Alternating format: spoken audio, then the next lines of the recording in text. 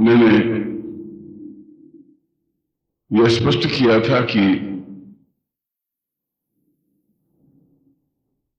अंशावतार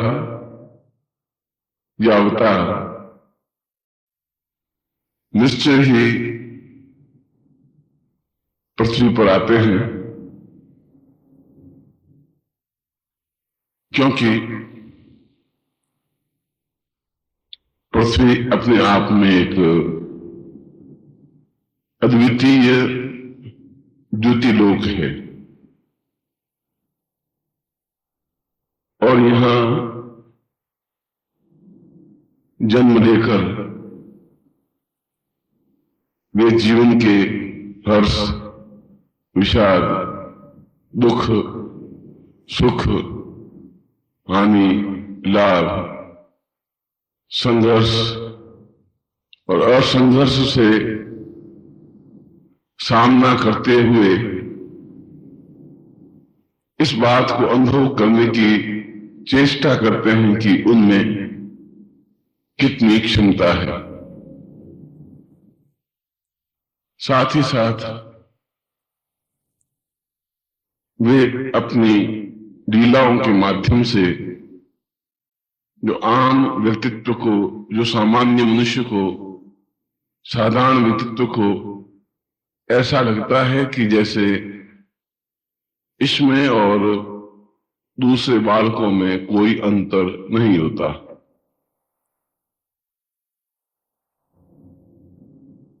परंतु एक बहुत बड़ा अंतर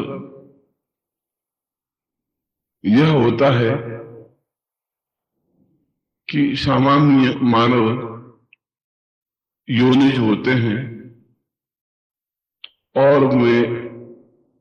मलमूत्र में लिप्त होते हुए धीरे धीरे आगे बढ़ते हैं और उनका रास्ता जन्म से लगाकर संसार की यात्रा पर समाप्त हो जाता है। इसके विपरीत जो अवतार हैं, जो देवता हैं, वे योनिज नहीं होते। ऐसा प्रतीत होता है कि वे किसी गर्भ में पल रहे होते हैं, किसी गर्भ का सहारा लेते हैं और 9 महीने बाद उनका प्रादुर्भाव इस पृथ्वी पर होता है। परंतु नित्य विहारिणी लीलामयी भगवती पराम्बा कुछ ऐसा खेल खेलती है, कुछ ऐसा दृश्य उपस्थित करती है कि वह अवतार जन्म तो लेता है, पर मां को यह एहसास भी करा देती है कि तुम्हारे गर्भ से ही एक सामान्य बालक की तरह इसका जन्म हुआ है। परंतु वे जन्म नहीं देकर अवतरित होते हैं। यह बहुत बड़ा अंतर है जिसे विद्वानों को समझना चाहिए।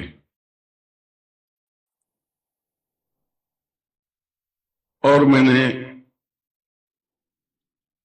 यह भी स्पष्ट किया कि जब ऐसे ब्रह्मस्वरूप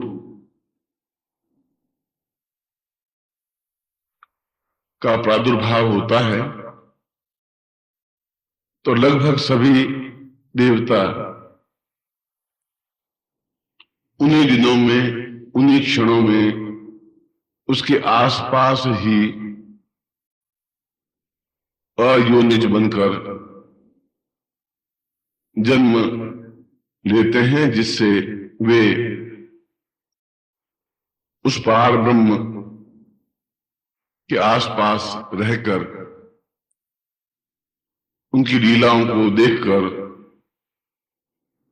उनकी लीलाओं में भाग लेकर अपने जीवन को धन्य धन्य कर देते हैं। यही नहीं, अपितु वे उनके साथ तो नित्य लीला करते ही हैं। सभी अप्सराएं भी उसी समय में पृथ्वी पर अवतरित होती हैं। अयोनिज रूप में जन्म लेती हैं। अत्यंत सौंदर्यवान, द्युतिवान, यौवनवान, स्फूर्तिवान और अनिवर्चनीय रूप और यौवन से संपन्न। जन्म के समय मां को भी कुछ ज्ञात नहीं होता कि कब जन्म ले लिया, क्योंकि उसके उदर को किसी प्रकार का भार सहन नहीं करना पड़ता। परंतु जन्म के समय उसे यह एहसास होता है, यह अनुभव होता है कि मेरे गर्भ से एक सुंदर कन्या ने जन्म लिया है, एक सुंदर पुत्र ने जन्म लिया है, और उसका मातृत्व जाग उठता है। वह उसे अपने स्तन से लगा देती है, उसका मातृत्व जाग उठता है और वह उसके साथ वैसा ही व्यवहार करती हैं जैसा एक सामान्य स्त्री एक योनिज पुरुष, योनिज बालक या बालिका को जन्म लेकर अनुभव करती है। यही दोनों में मूलभूत अंतर है।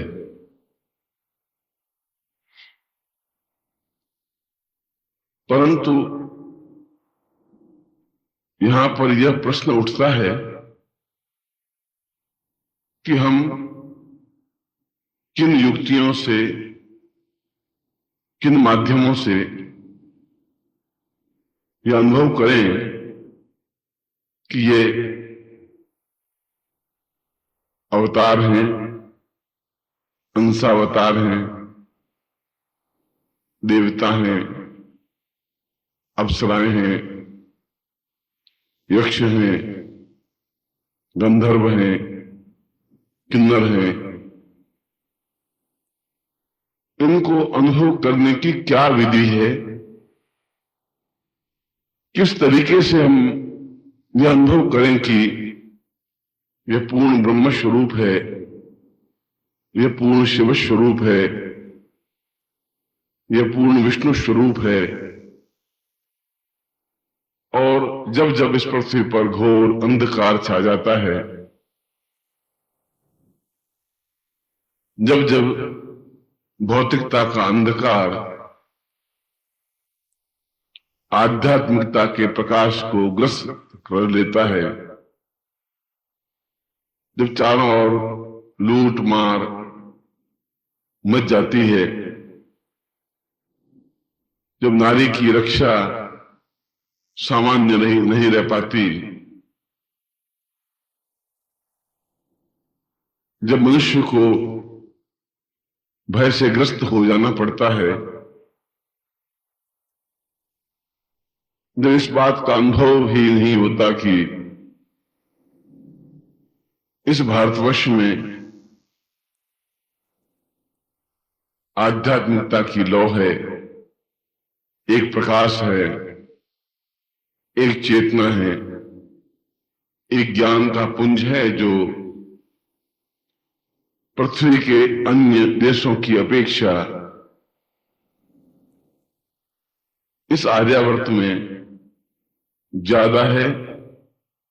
या यह कह दूं कि केवल आर्यावर्त में ही है। और यहीं से प्रकाश लेकर अन्य देश उस अध्यात्म के प्रकाश से नहाकर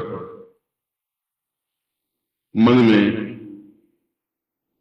एक सुकून अनुभव करते हैं, मन में एक आनंद की हिलोर अनुभव करते हैं, मन में प्रसन्नता की भावना अनुभव करते हैं और उन्हें एक तृप्ति मिलती है, उन्हें एक सुख मिलता है। उन्हें यह लगता है कि यहां आकर कुछ नया अनुभव किया है, यहां आकर कुछ नवीन अनुभूति हुई है, यहां आकर कुछ ऐसा ज्ञात हुआ है जो अन्य देशों में नहीं है, क्योंकि इस आर्यावर्त में ही गंगा, यमुना और सरस्वती जैसी नदियां हैं, हिमालय जैसा पहाड़ है, गौरी शंकर जैसा उच्च और अपराज्यीय स्थल है, वन प्रांतर है, वनस्पतियां हैं, और वह सब कुछ है जो अन्य देशों में नहीं है, क्योंकि मात्र भारतवर्ष ही ऐसा है जहां दिन और रात बराबर होते हैं। अन्य देशों में कहीं दिन 20 घंटे का होता है तो कहीं रात 18 घंटे की होती है, परंतु आर्यावर्त या भारतवर्ष में ऐसा नहीं है। दिन और रात का एक संतुलन है।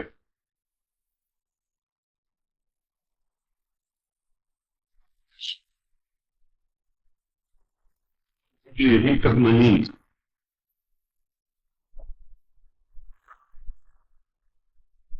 आर्यावर्त की यह विशेषता है, यहां पर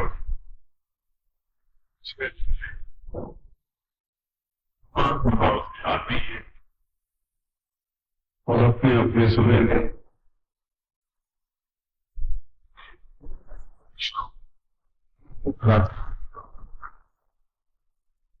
देशों में जो स्वर्ग में दुर्लभ है, जो पाताल लोक में दुर्लभ है, और यह अनुभूति, यह ज्ञान, यह चिंतन, यह मस्ती और यह आनंद केवल आर्यावर्त या भारतवर्ष में ही संभव है। इसीलिए उच्च कोटि की आत्माएं, जिनको हम अवतार कहें, जिनको हम अंशावतार कहें, जिनको हम पूर्ण पुरुष कहें, जिनको हम युग पुरुष कहें, जिनको हम इतिहास पुरुष कहें, वे भारतवर्ष में ही जन्म लेकर ज्यादा आनंद अनुभूति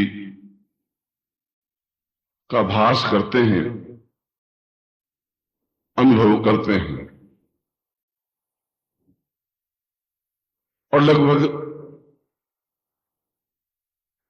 2500 वर्षों के बाद में किसी महापुरुष का, किसी अद्वितीय युग पुरुष का प्रादुर्भाव होता है। यदि अत्यंत स्थूल दृष्टि से देखा जाए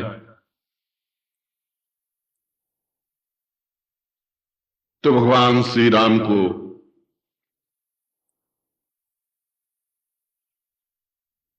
युग पुरुष की संज्ञा दी गई और उसके ठीक 2500 वर्षों के बाद में श्री कृष्ण पूर्ण कलाओं के साथ इस पृथ्वी पर अवतरित हुए और उसके ठीक 2500 वर्षों के बाद भगवान बुद्ध अवतरित हुए। और यह मैं बता चुका हूं कि सनातन धर्म युग युगीन धर्म है। जब सबसे पहले आर्यों ने सिंधु नदी के किनारे आंख खोली थी, सिंधु नदी के किनारे विचरण किया था, सिंधु नदी के किनारे सभ्यता विकसित हुई थी, सिंधु नदी के किनारे वेदों की रचनाओं और ऋचाओं का प्रादुर्भाव हुआ था। उस समय से आज तक एक लगभग इतना समय, इतना क्षण व्यतीत होने के बाद भी कोई पूर्ण पुरुष, कोई इतिहास पुरुष का प्रादुर्भाव होता है। और बुद्ध का अवसान हुए भी लगभग 2500 वर्ष व्यतीत हो चुके हैं। फिर किसी युग पुरुष ने जन्म लिया है, फिर किसी इतिहास पुरुष ने जन्म लिया है, फिर किसी ऐसे व्यक्तित्व ने इस आर्यावर्त पर अवतरित होने की कृपा की है, जिससे कि इस भौतिकता के अंधकार को छिन्न भिन्न कर सके, ज्ञान का और अध्यात्म का दीप प्रज्वलित कर सके, चेतना का सूर्य जगमगा सके, करुणा की चंद्रमा की शीतल किरणें इस पृथ्वी पर छा सके, तारागण हाथ जोड़कर खड़े हो सकें, वृक्ष नमन कर सकें, पेड़ पौधे झूम सकें, हवा में एक अल्हड़पन और मस्ती आ सके, पवन में एक सुगंध व्याप्त हो सके, आकाश अपने वक्षस्थल पर इंद्रधनुष के माध्यम से लिख सके कि पूर्ण अंशावतार का अवतरण हो चुका है। यह अलग बात है कि हम सामान्य स्थूल व्यक्तित्व, इन सब संकेतों को नहीं समझते और शनि शनि समय व्यतीत होता जाता है। वह युग पुरुष भी अपनी लीलाओं के माध्यम से गमन करता हुआ, लीलाओं के माध्यम से ही भौतिकता के अंधकार को चूर चूर करता हुआ, लीलाओं के माध्यम से ही अध्यात्म का प्रकाश फैलाता हुआ गतिशील होता रहता है। और वह लेखनी के माध्यम से, वक्तृत्व कला के माध्यम से, सम्मोहक व्यक्तित्व के माध्यम से, ज्ञान और चेतना के माध्यम से यह अनुभव करा देता है कि वह सामान्य मनुष्य नहीं है। अब तो एक ऐसा युग पुरुष है जिसके चरणों में देवता नमन करते हैं। अप्सराएं जिसे स्पर्श करने के लिए और आलिंगनबद्ध होने के लिए आतुर रहती हैं। योगी, यति, सन्यासी उनको देखकर प्रणम्य भाव से दंडायमान हो जाते हैं और आकाश से ब्रह्मा और महेश अदृश्य उसको वर्षा कर अनुभव करते हैं कि एक बार फिर आर्यावर्त अपनी भावभूमि पर आएगा, एक बार फिर भारतवर्ष संस्कृति का विस्तार कर सकेगा, एक बार फिर भारतवर्ष में एक चेतना पैदा हो सकेगी, एक बार फिर भारतवर्ष में ऐसे 16 कला पूर्ण व्यक्तित्व के चरण चिन्ह अंकित हो सकेंगे और इन सब से इतरा कर, इन सब से प्रसन्न होकर वे निरंतर अदृश्य पुष्पवर्षा करते रहते हैं। और यह उन लोगों का सौभाग्य होता है जो ऐसे समय में सामान्य मनुष्य के रूप में ही सही जन्म लेते हैं, उनसे भेंट करते हैं, उनसे मिलते हैं, उनके चरणों को स्पर्श करते हैं और उनसे आलिंगनबद्ध होते हैं। परंतु माया उन पर छाई रहती है, जिससे प्रकाश में आने के तुरंत बाद पुनः अंधकार में ग्रस्त हो जाता है। अध्यात्म में आने के तुरंत बाद भौतिकता के पंख में लिप्त हो जाता है और वह चाहते हुए भी उस युग पुरुष को पहचान नहीं पाते। और जब वे युग पुरुष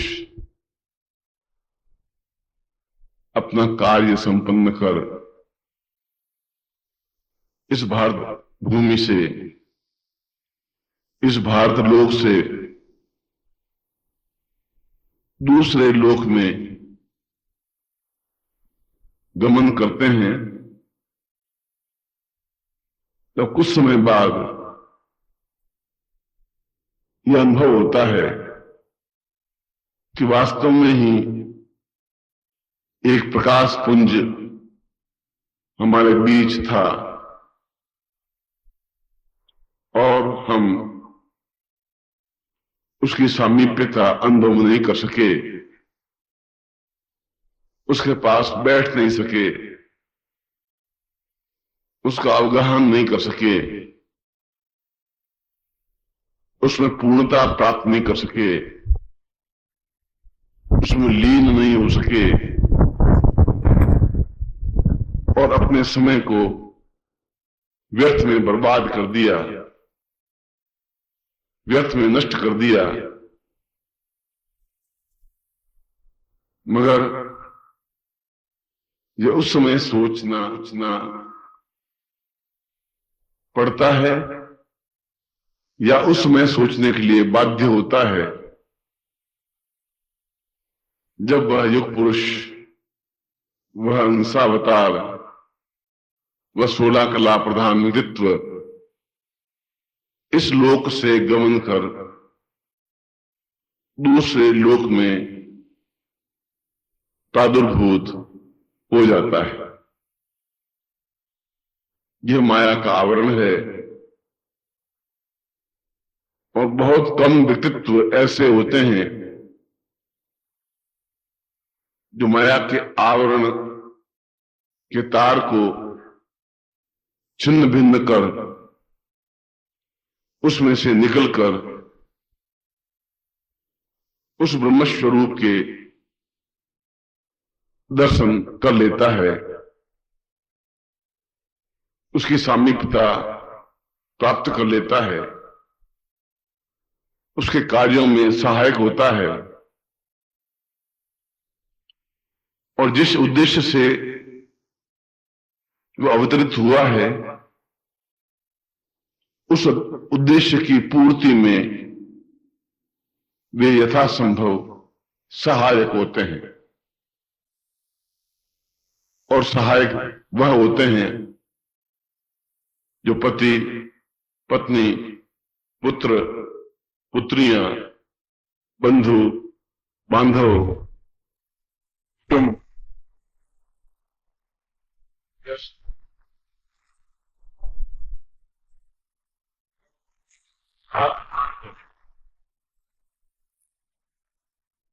केवल एक ही चिंतन, एक ही विचार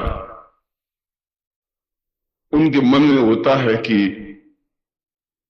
यह सब तो माया है, इसे तो कभी भी प्राप्त किया जा सकता है। परंतु ऐसे व्यक्तित्व की सामीप्यता पुनः प्राप्त नहीं की जा सकती और ऐसे योगी यति चाहे वे गृहस्थ रूप में हो, चाहे वे सन्यासी रूप में हो, चाहे से वह सामान्य रूप में हो, ऐसे युग पुरुष के पास रहकर वह सब कुछ प्राप्त कर लेते हैं जो अन्य किसी विधि से संभव नहीं है।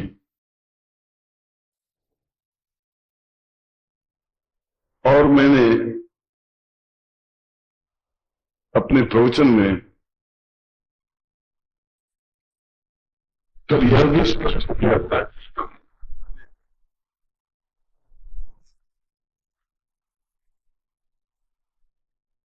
सद्गुरुदेव डॉक्टर नारायण दत्त श्रीमाली जी के दुर्लभ वीडियोस, पुस्तक, पत्रिका एवं साधना की निःशुल्क दीक्षा प्राप्त करने के लिए नीचे लिखे हुए नंबर पर वीरल पटेल जी को व्हाट्सएप पे अपना नाम और अपने शहर का नाम लिखकर भेजें। धन्यवाद।